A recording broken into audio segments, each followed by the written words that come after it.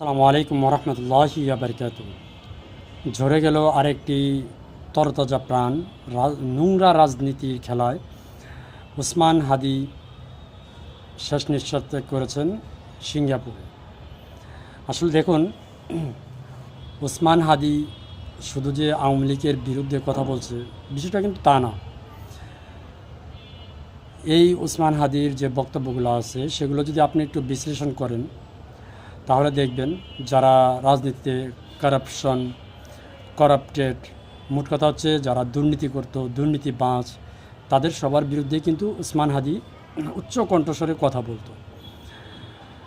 ওসমান হাদিকে কারা কোথায় থেকে এই গুলি করে মারার মাস্টার প্ল্যান করছে সেটা কিন্তু এখনও অজানা।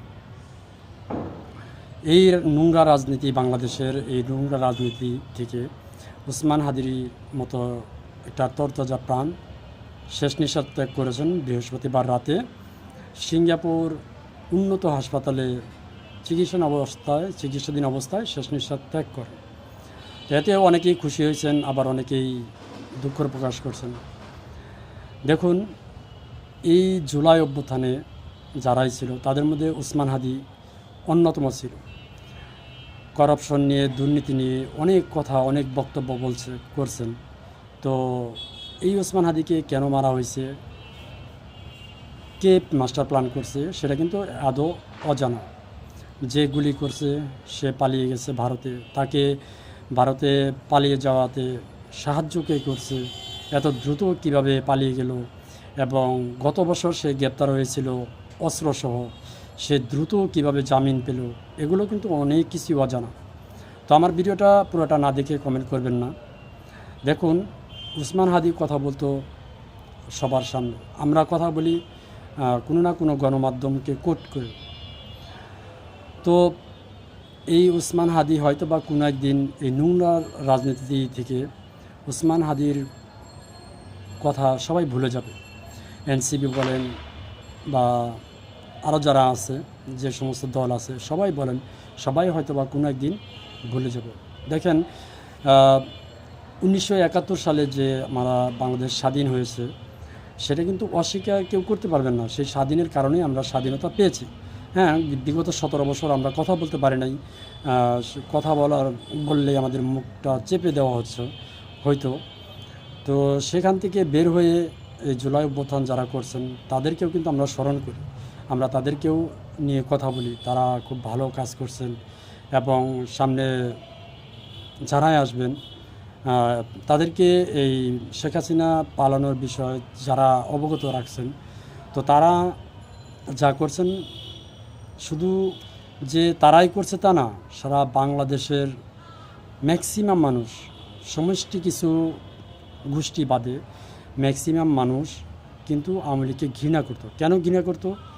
এই যে কথা বলার স্বাধীনতা নেই, কথা বলতে পারতো না, হ্যাঁ, তাদের নিজেদের কোনো অধিকারের কথা বলতে পারতো না, যার কারণে কিন্তু এই বাংলাদেশ দ্বিতীয়বার যারা আমরা স্বাধীন বলে মনে করি, তো তারা কিন্তু সেই স্বাধীনতা পেয়েছে বা আমরাও পেয়েছি। আমরাও এখন কথা বলতে পারি। হয়তো বা দেখবেন কোনো এক সময় আমরাও আর কথা বলতে পারবো না, যারা আমরা কথা বলি। আমার কথা ভালো হয় না, কথা বলার স্টাইল বা কথা বলার, হয়তো বা কোনো এক সময় আপনাদের সাপোর্ট পেলে কথা বলা ভালো লাগতেও পারে, বা আপনাদের ভালোবাসা পেয়ে আমি কথা বলার ধরন চেঞ্জও হতে পারে। কিন্তু হয়তো বা দেখবেন এই ওসমান হাদির মতো আমরা যারা কথা বলি আমাদেরও গলা চেপে ধরা হতে পারে। তো সিঙ্গাপুর থেকে সরকারিভাবে সিঙ্গাপুরে তার ওসমান হাদির উন্নত চিকিৎসার জন্য হাসপাতালে নেওয়া হয়েছিল। সেখান থেকে আবার তার আরও উন্নত চিকিৎসার জন্য যুক্তরাজ্যে নেওয়ার কথা আলোচনা হয়েছিল, কিন্তু ডাক্তাররা বলছিল তাকে যে এয়ার অ্যাম্বুলেন্সে নেওয়া হবে সেই রকম পরিস্থিতি ওসমান হাদির ছিল না, যার কারণে তাকে নেওয়া যেতে পারেনি। কিন্তু তাকে যে ডাক্তাররা চিকিৎসা করতো, নিউরোলজি, সেই ডাক্তাররা কনফার্ম করেছেন ওসমান হাদি শেষ নিঃশ্বাস ত্যাগ করছেন। তো এই বিষয়ে অনেকগুলো প্রশ্ন আমি করে গেলাম। আসলে প্রশ্নগুলোর উত্তর আমি খুঁজে পাচ্ছি না, আপনারা যদি পান অবশ্যই জানাবেন। আবার কেউ বলছেন ভারতের বিরুদ্ধে কথা বলার কারণে এজেন্টের মাধ্যমে তাকে শেষ করে দেওয়া হয়েছে। তো যারা এই যে রর এজেন্ট বা বিভিন্ন দেশের এজেন্ট বাংলাদেশে এখনও ঘুর পাড়া খাচ্ছে, তারা কিন্তু আহ, রাষ্ট্রদ্রোহিতার কাতারে পড়ে। এটা সবার দেশে, কারণ সবার দেশেই গোয়েন্দা যে সিস্টেম, অর্থাৎ সব কিছু গোপনীয়তা রাখার সবার দেশের দায়িত্ব। কিন্তু এই যে রয়ের এজেন্ট আমরা যারা মানুষের মুখে শুনি, তো তারা কি আসলে ভারত থেকে এসে এ ধরনের কর্মকাণ্ড করে? না, এ ধরনের কর্মকাণ্ড করে কি আমাদের প্রত্যেকটা দেশের নিজস্ব নাগরিকদের দিয়েই তারা করায়। তো এই সমস্ত আগে খুঁজতে হবে যে বাহিরের দেশের এজেন্ট এদেশে কারা, তাদেরকে ধরে ধরে খুঁজতে হবে। তা না হলে এরকম ওসমান হাদির মতো আরও কত প্রাণ ঝরে যাবে, আল্লাহ তাআলা ভালো জানে। আমরা মানুষের কাছে শুনতেছি এরকম নাকি আরও 50 জনের লিস্ট তৈরি হয়ে আছে, তো তাদেরকেও এরকম শেষ করে দেওয়া হবে। আসলে কতজনের প্রাণ চলে যাবে আল্লাহ তাআলা ভালো জানে। তো এই বিষয়গুলো আসলে সরকারের উচিত খতিয়ে দেখা, এবং খুব দ্রুতই খতিয়ে দেখা। কেননা দেখেন, সরকারের বিরুদ্ধে যদি কেউ কথা বলে তাকে কিন্তু খুব দ্রুত গ্রেপ্তার করা হয়। এখন ওসমান হাদির ব্যাপারে কেন এত বিলম্ব হচ্ছে? গ্রেপ্তার হচ্ছে, আমি আমার নিউজে দিছি, অনেকটি নিউজ দিছি। ওসমান হাদিকে যারা সহযোগিতা করছে তাদেরকেও গ্রেপ্তার করা হয়েছে, তার বাবা মাকেও গ্রেপ্তার করা হয়েছে, তার স্ত্রী এবং স্ত্রীর বান্ধবীদেরকেও গ্রেপ্তার করা হয়েছে।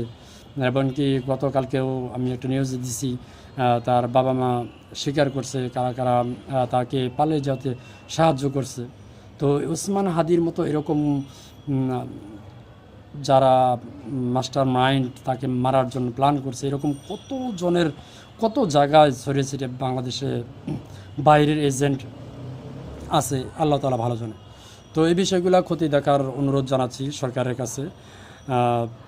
আসলে যদি এগুলো বিষয় যদি খতিয়ে না দেখে এবং বাহিরের এজেন্টদের যদি ধরিয়ে না দেওয়া হয়, তাহলে এই উসমান হাদির মতো, তারপরে আবরার কথা মনে আছে হয়তো বা আপনাদের অনেকের, তো তাদের মতো কতজনের প্রাণ চলে যাবে আল্লাহ তাআলা ভালো জানে। এই বিষয়গুলো যারা দেখার দেখবেন, অবশ্যই দেখবেন।